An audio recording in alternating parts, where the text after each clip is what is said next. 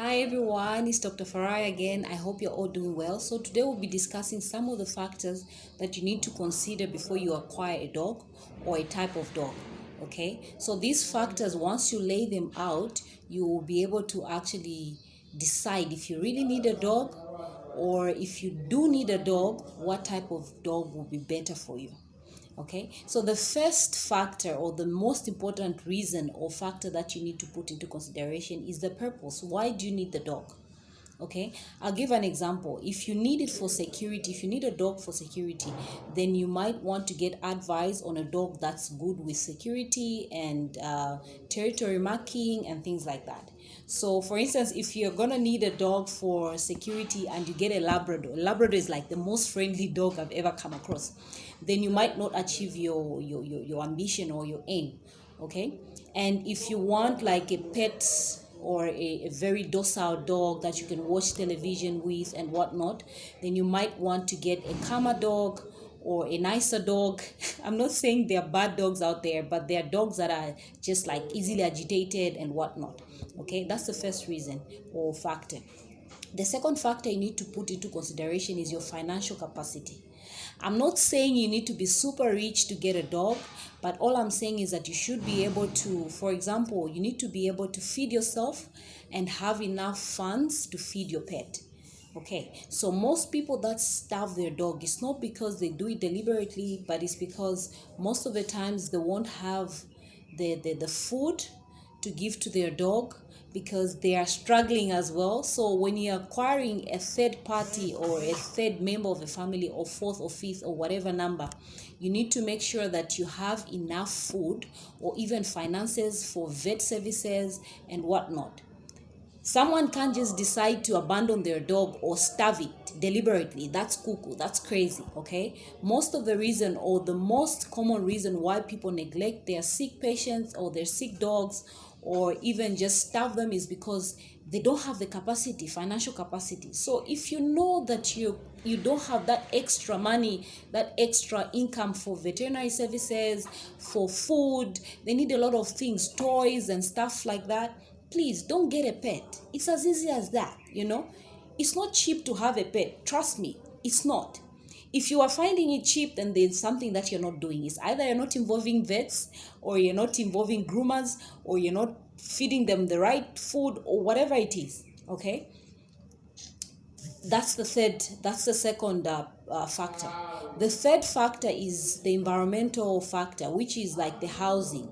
Okay, let's just say you're living in a flat, okay, and the type of dog when you're in such a place is really really crucial or important. You're not going to get a bobo or a great dane when you're in a flat. Those are very hyperactive dogs. Even like a German shepherd, you can't get a German shepherd if you're in a flat, because those guys need to be played with. They need to like run around, they need to have a lot of space and whatnot. So you need to put into consideration where you're staying. It's not just about peer pressure or saying, oh, my neighbor has a dog, I also have to get a dog. You need to really really look into where you stay, and that will determine the type of dog. If you get a Chihuahua, well and good, because those are like in-house dogs and whatnot. But most of the times you need to put this factor into consideration, because dogs need space, they need exercises, otherwise they might be prone to obesity and things like that. Okay, I hope you're hearing me.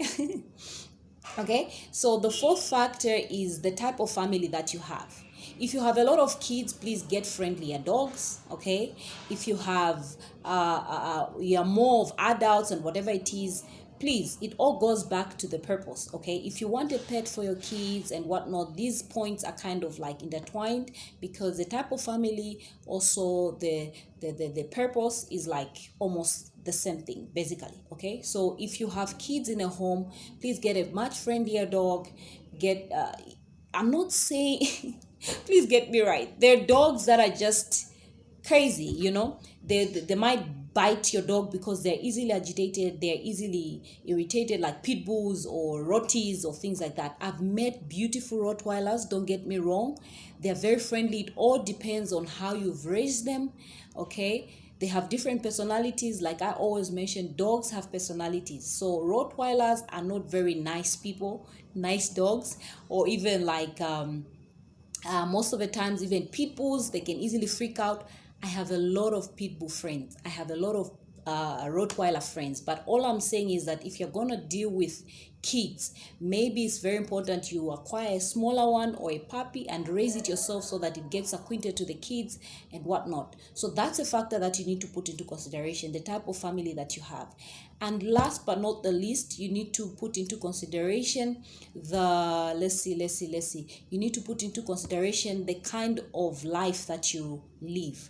If you're a kind of person like me that leaves early in the morning and return like late in the evening, believe it or not, and there's totally no one at home, for example, you really need to have you really need to take care of the kind of dog that you get, okay, or pet rather.